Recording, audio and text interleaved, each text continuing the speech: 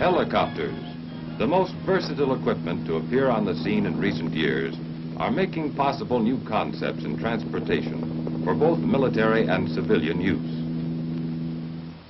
The helicopter has earned a place of importance in aviation because in small confined areas it can take off or land vertically. It can move forward. It can move sideways. In either direction.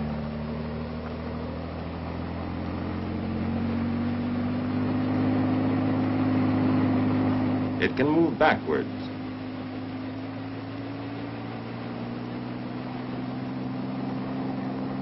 And if the engine should fail in midair, it can make a safe emergency landing.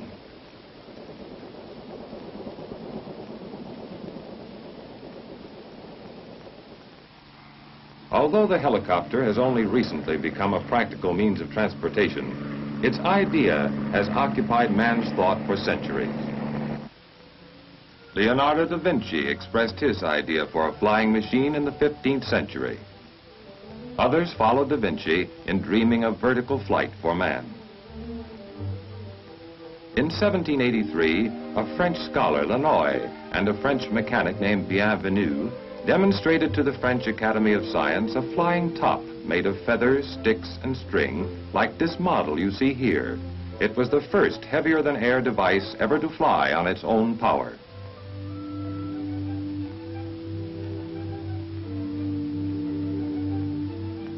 Half a century later, an English schoolboy, George Cayley, heard about Lannoy's flying top. In 1843, he designed a four-rotor model helicopter. But having only heavy steam engines available for power, he never tried to build a full-size machine. In 1878, Enrico Forlanini of Italy built a model powered by a midget steam engine which actually hovered at 40 feet for 20 seconds. The advent of the gasoline engine marked a turning point in the development of the helicopter. Inspired by the success of a pilotless machine built by Charles Renault, his student Louis Breguet built this helicopter in 1907. It carried him to an altitude of 5 feet. This flying octopus was built by Dr. Georges de Bautizat for the United States Army Air Service and test flown in 1922. It rose to a height of 5 feet and stayed aloft for 1 minute and 43 seconds, but was too complicated and proved impossible to control in flight. In that same period, the American Emil Berliner and his son Henry built 2 machines. This, his second, proved fairly successful. Experiments continued throughout the world, and in 1923 came a significant development. A Spanish inventor, Juan de la Cierva, developed the autogyro. It was a cross between a helicopter and an airplane. It had fixed wings and a standard propeller to raise it off the ground. A free-spinning rotor on top gave additional lift. He was able to cross the English Channel in this machine, and his principles of design were to lead to a successful, true helicopter. In 1934, the Frenchman Louis Breguet tried again. This time he achieved real stability and control. In fact, his machine is generally considered the first practical helicopter. In 1937, the German Heinrich Focke built this FW-61. It could hover, go straight up or down, and move forward or backward. It set new records for endurance, speed, distance, and altitude. Other inventors, of course, were hard at work developing different ideas in helicopter configuration.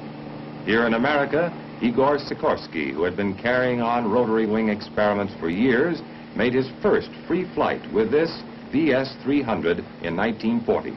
Although the Army had already commissioned the Pratt-Lepage Company to build a helicopter, it followed Sikorsky's progress with keen interest.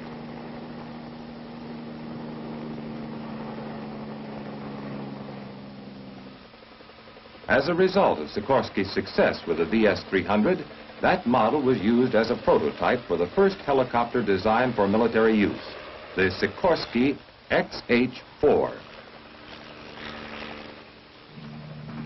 From this basic design came Sikorsky's later models, the H-19, then later the much larger and greatly improved H-34. Other designs by American inventors were being developed. In the late 1940s, two more models were accepted by the United States Army. One produced by Bell was the forerunner of this, H-13. The other was the H-23 manufactured by Hiller. Piasecki designed the H-25, a small compact utility helicopter employing the principle of two rotors driven by a single engine. He also devised another tandem rotor machine, the H-21, known as the workhorse.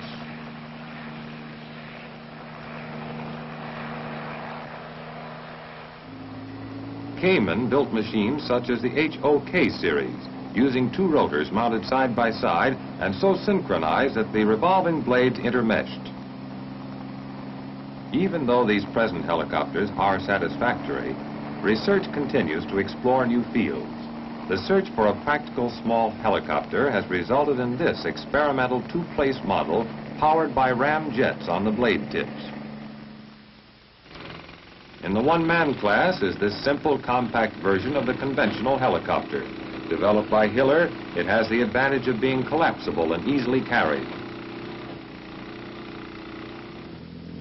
A distinct departure is the flying platform, with its rotor blades mounted on a frame under the pilot. Directional control is accomplished by the pilot's body movements. Seeking engines with higher horsepower and more efficient operation, designers have turned to turbine engines.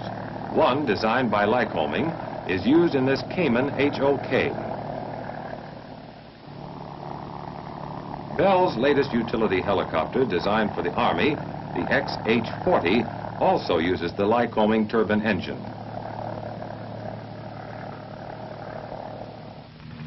In reaching out for greater and greater capacity, Sikorsky uses two engines to drive one main rotor in the H-37. Although we have accomplished a great deal in the development of the helicopter, we have even more to accomplish in the future, and the task is not without its difficulties. Rotary-Wing was man's first idea of flight, but practical helicopters were not produced until long after fixed-wing craft filled the air. This was because helicopter pioneers had to solve so many additional problems. Consider some of the problems and the solutions which made rotary-wing flight possible. Take a bird's-eye view of the two types, fixed-wing and rotary-wing aircraft. There is a resemblance. Rotor blades are really wings. That's why helicopters are called rotary-wing aircraft. So first let's see how a fixed-wing aircraft flies. Then go on to the helicopter. In flight, two basic forces must be overcome: weight and drag. The forces which overcome these two factors are lift and thrust in fixed-wing aircraft. Lift is obtained from the velocity of airflow over the airfoil or wing and is about equal to the square of the velocity. Thrust is obtained from the propeller, which drives the aircraft through the air. So the greater the thrust, the greater the velocity of the airflow, and the greater the lift.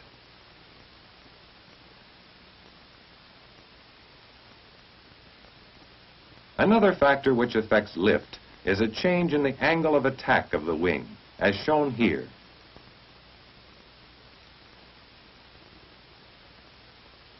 The angle of attack is the angle formed between the chord line of the airfoil and the relative wind. Increasing the angle of attack up to the stalling point will increase lift within the limits of airfoil design. Now, any increase in the flow of air or in the angle of attack, or both, will increase lift. A conventional fixed-wing aircraft gets most of its lift from its wings. The helicopter gets enough velocity of airflow by rotating its blades at speeds up to 350 miles per hour while standing in one place. To increase the angle of attack, the pitch of the rotor blades themselves is changed. In all helicopter rotor blades, two types of pitch changes are possible. The first, called collective pitch, gives a change in the angle of attack which is constant and equal on all blades. By changing this collective pitch, the helicopter can make vertical movements up or down, or it can hover. The other type of pitch change is called cyclic pitch change. In it, the pitch or angle of attack of each separate blade is being constantly changed as it revolves. This means that during each revolution, there is a constantly changing increase and decrease of pitch put into each blade. One effect of this changing is to tilt the plane of the tip path in the direction of flight, causing the helicopter to move in the direction in which the rotor is tilted. One reason for cyclic pitch change is to overcome dissymmetry of lift. This term, dissymmetry of lift, simply means the difference in lift between the advancing blade and the retreating blade in the rotor system in forward flight. However, the cyclic pitch change tends to balance out this difference. By decreasing lift on the advancing blade and increasing lift on the retreating blade, the symmetrical lift is restored and the rotor system is balanced in flight. To fly forward, the rotor disc must be tipped forward. To do this, we introduce low pitch to the pilot's right. Following the laws of physics, the effect will take place 90 degrees later and will tend to tip the rotor disc directly to the front, where there is less lift. At the same time, rising pitch is applied at the pilot's left, and it takes place 90 degrees later directly behind.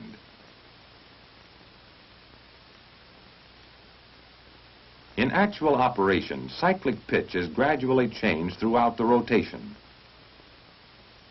But its effect is to tilt the rotor forward, making the helicopter move forward.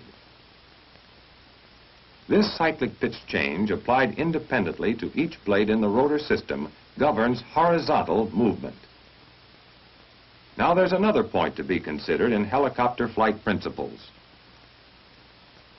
The problem is that of torque. In most single-rotor helicopters, the blades turn counterclockwise.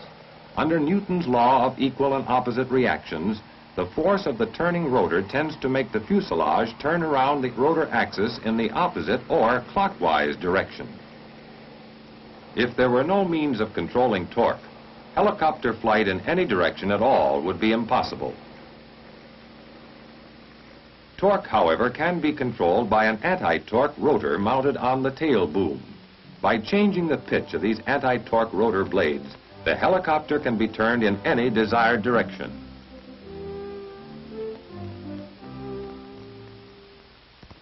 In tandem rotor designs, torque is no problem. As the rotors turn in opposite directions, the torque of one cancels out the other. This is true if two rotors are mounted separately or if both are mounted on the same mast. So much for the principles of rotary-wing flight. Now let's take a look inside the cockpit at the flight controls by which the helicopter is operated. Alongside the pilot is the collective pitch stick, which changes the collective pitch of the rotor blades and causes the helicopter to move up, down, or to hover. A motorcycle-type throttle is mounted on this stick. The cyclic control stick tilts the rotor and causes the helicopter to move forward, backwards, or sideways. These anti-torque pedals are coupled to the tail rotor. By varying the pitch of the rotor blades, the helicopter is turned to the left or right when hovering. With the development of the helicopter into a practical reality, new uses are being found for it every day by private industry, government agencies, and military services.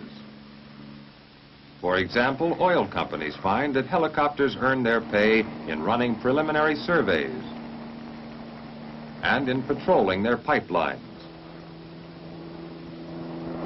Even the farmer has found a use for the helicopter in crop dusting. The low and fairly slow-flying helicopter can put the spray where it is needed in a hurry. Inaccessible areas are opened up for on-the-spot news coverage by airborne television cameras. The Postal Department also is found to use for helicopters. It has become quite commonplace now to carry mail from a downtown post office to a nearby airport for direct transfer to a cross-country airliner. Traffic police use helicopters to patrol the highways and prevent dangerous traffic conditions from developing. Conservation officials find it useful in counting elk and other wild animals in game surveys. Game can be herded toward better feeding areas or have food delivered to them in bad winter weather. In time of civil emergencies such as flood, the helicopter is called upon to carry medical supplies and food to isolated victims or to evacuate them to places of safety. Today, the military services are among the more important users of helicopters. Commanders find they can get to advanced units quickly to keep themselves abreast of tactical situations.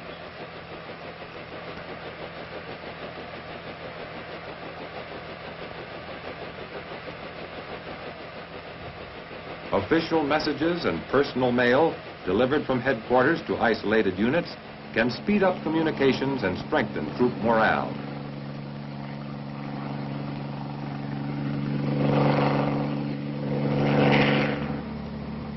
Telephone wire on speed reels can be laid over rough terrain in a matter of minutes, a job which otherwise would require hours of work by the usual ground team.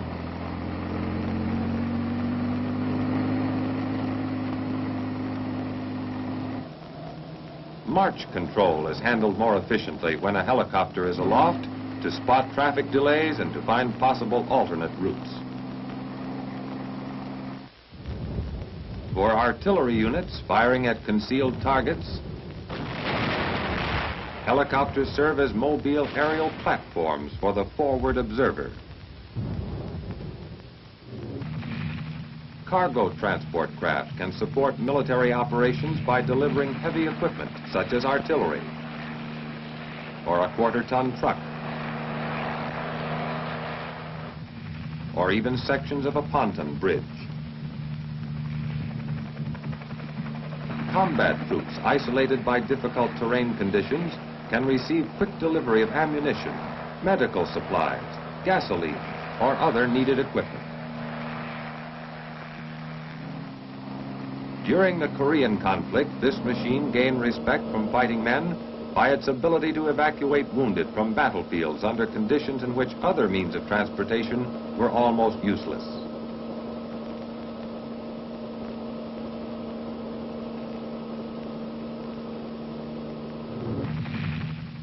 However, this vehicle's greatest value to the Army lies in the fact that a commander can plan on going over as well as around an enemy. Knowing that troops and equipment can be delivered to virtually any point when needed, he can proceed with confidence.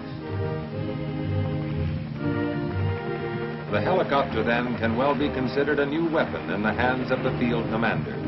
Through its versatility, it provides the commander with the ability to maneuver and gives him the shock action necessary to assure success on tomorrow's battlefield.